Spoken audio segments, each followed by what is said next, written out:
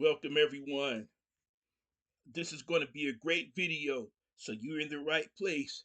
I want you to relax and take a listen to this because this video is going to be about the Banyankole people of Uganda, East Africa.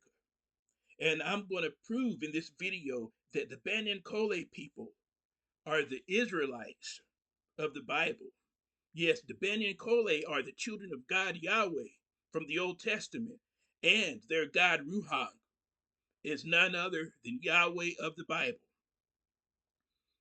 The Let me say it again. The Banyankole people are Israelites, and their God Ruhanga is none other than Yahweh of the Bible. So the let's take a look at something. In Zephaniah chapter 3, verse 10 in the Old Testament, it says, speaking of the Israelites, now this is God speaking of a prophecy of the Israelites, and it says, from beyond the rivers of Ethiopia, my worships, the daughter of my dispersed ones, shall bring my offering. So what this is saying, that the Israelites would be at a certain time living beyond beyond the rivers of Ethiopia.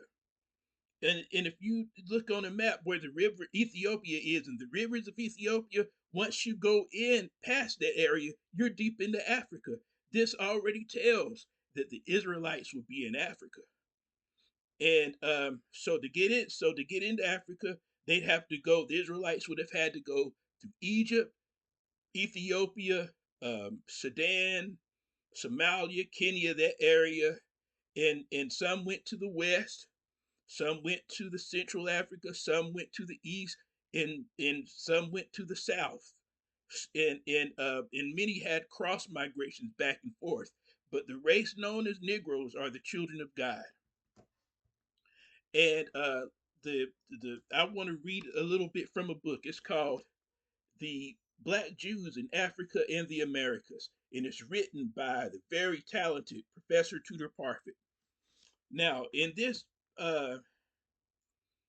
he is a Cambridge professor, the author of this book, and he knows very well. He's an expert in Judaism, and he studied extensively the Black Jews of Africa, such as the Limba people and the Ethiopian Jews and the Igbo Jews. And in this book, he documents Jews from the west side of Africa, sub-Saharan Africa especially, okay, from the west side of Africa all the way to the east side of Africa and all the way down to South Africa. And so of course that includes the Banyankole people, who are Bantus, and all the Bantus and the related West African Bantus, and also the people that were sent into the transatlantic slave trade and others, the race known as Negroes. We are the children of God. He said that the Professor Tudor Parker said, Negroes are Jews and Jews are Negroes. That's what he said when he was asked, who are the real Jews? Negroes are Jews or Israelites, and Israelites, Negroes are Jews, and Jews are Negroes. Okay? So on page 52 of this book, I'm going to start in like halfway down the first paragraph. It says, it speaks in Uganda, there was an ancient tradition, an ancient lineage of 33 kings going back to the time of King David, which echoes claims by Leo Africanus. Now, that's an ancient historian. And he says, it is a proud history, he wrote.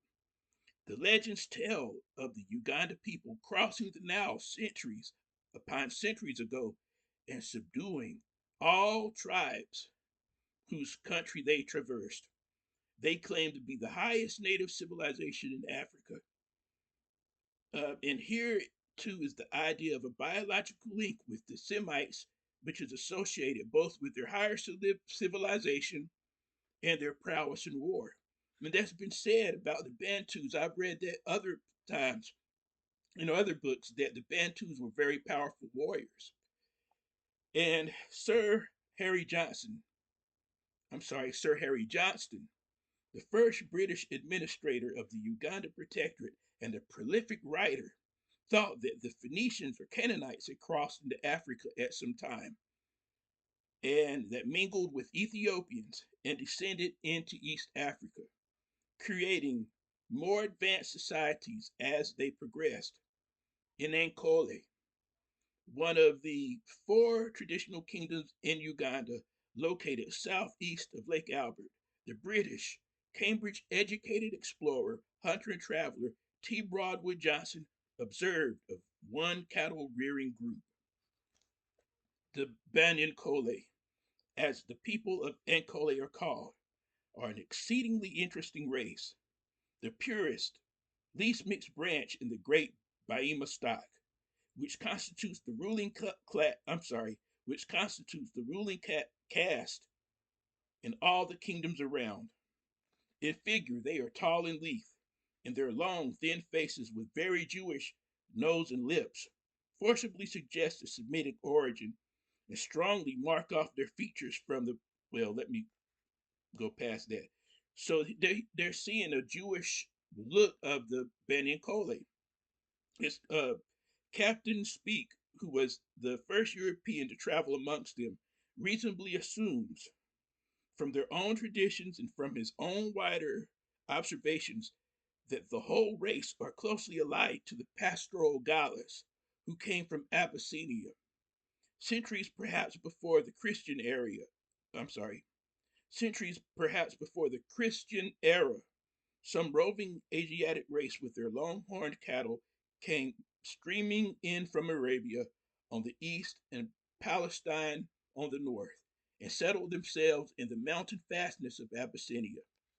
Mixing with the agricultural Hamite Negroes dwelling there, they still retain their Semitic features, their pastoral habits, and their fine breed of cattle. The fact that on some of the ancient Egyptian tombs may be found sculptures of men as bearing exactly similar features and with the longhorned cattle is significant. Did you hear that? This is saying that the Banyankole people, that they look just like the sculptures in the ancient Egyptian tombs, and men bearing exactly similar features and with long-horned cattle is significant. Now, why is that significant? For one, that that proves that's another evidence that the Banyankole were in Egypt. Well, guess what? The Bible, the Old Testament, says that the Israelites were in Egypt. They were in Egypt many times over the years. It's documented in many of the Israelite tribes, even or Israelite peoples, even in West Africa, in South Africa, from what I've read, Zulus and possibly Xhosa, people know they have a tradition where they came through Egypt. Well, those who's coming in from Israel, from the Middle East, that's how they would have to go into Africa anyway. Let me continue. Oh, and also the reason why the Banyankole people look like the sculptures, the Egyptian sculptures in the tombs, is because the Banyankole's people ancestors were in the Egyptian uh, in Egypt. The Banyankole and all the Bantu ancestors were in Egypt. That's why they look like the sculptures in the Egyptian tombs. Realize that the Israelites have always been black people. Let's continue. Um, thence, within recent centuries, a further migration was made, and the race, by their greater forcefulness and pride, subjugated the people in their path, and though aliens and few in number, became like the Manchus in China, the ruling caste. In other countries such as Uganda and Ural and Toro, they have assimilated much more closely to the indigenous races, but in Ankole, they have remained very definitely distinct from the original agricultural inhabitants who rank with them as, well, let me stop there. I'll leave that part alone. But so right there, there's people saying there that Israelites were in Uganda. Okay. Now, on page 169 of this book, let's take a look in the second paragraph. And this is very important because this is more proof that the Banyankole people are Israelites. Let me go down. It says, this is Edward Wilmot Blyden speaking, the great Americo-Liberian writer, diplomat, and politician. He says the great body of the Dark Continent has been apparently overlooked by the Jews.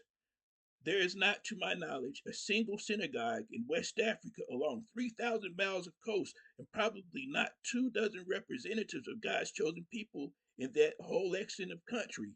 Not a Jewish institution of any kind, either for commercial, religious, or educational purposes. Have the Jews no witness to bear in intertropical Africa? So this man knows that the Jews were in Africa. He knows the Israelites are there. And he said, why is there no people not acknowledging this fact? But it says now that he was living during 1832 to 1912. So that's been a little while ago now, hasn't it? Now, but he says today he would be astonished in Africa, in Ghana, in the Ivory Coast, in Nigeria, in Sierra Leone, in Cameroon, in Zimbabwe, in South Africa, in Uganda, and Kenya, in Malawi, in Cape Verde, in Ethiopia and Somalia, and in Zambia, around the Great Lakes, in Congo. Various groups have been constructed or have emerged into being for a wide range of historical reasons and now formed a part of differentiated cultures, which are increasingly linked with one another in the United States, Israel, Africa, and elsewhere, including Papua New Guinea, where there are altogether millions of adherents to some or other aspects of Black Israelisms. Groups that exist increasingly consider themselves and may be considered by others as a completely legitimate transnational Black Hebrew Israelite community. Okay, so right there, he's saying Uganda is one of the countries he mentioned. If it were not true, Professor Parfit would have not said that it's true. He didn't deny it because he knows that the proof is there. In other parts of the book, Professor Parfit debunked other people who said they were Jews but were not. So he knows. So this is further proof. Now let's look into the name of Ruhang, the Banyankole God. Now some people may look at this and think, well, Ruhang, that means nothing. What word does that mean? What's significant about that? Because the Banyankole people are speaking a form of Hebrew, their Bantu language. And I looked, something said, I know that word means something. So I looked into the Hebrew um, dictionary and I found something. Look here. Uh, here, Ruhang is the Banyankole God. And it sounds like Ruach in Hebrew. Ruhang, Ruach. I believe that the Banyankole people are saying Ruach in their form. And Ruach means spirit. Isn't that something? Perhaps, I'm not saying for sure, but perhaps Ruhang is Ruach, which means spirit in Hebrew. That would be amazing. But that's not all. Just as amazing as Ruhang, Mukama, or Lord, is another Banyankole God name from what I've read. And now if you look at Mukama and look in Hebrew, find the word Hamukam, that is a Hebrew word. The brother Banyankole brothers and sisters are speaking Hebrew, and their God Mukama is literally the God Hamakam in Hebrew. That can't be a coincidence. And so it means Lord. Or let me say this. Hamakam means the place in Hebrew, meaning God is everywhere and omnipresent. Isn't that what people know God to be? And Hamakam comes from the word makam, which means place. So Ruhang and Hamakam are the gods of the Bible, and Banyankole are Israelites. Peace and blessings to you.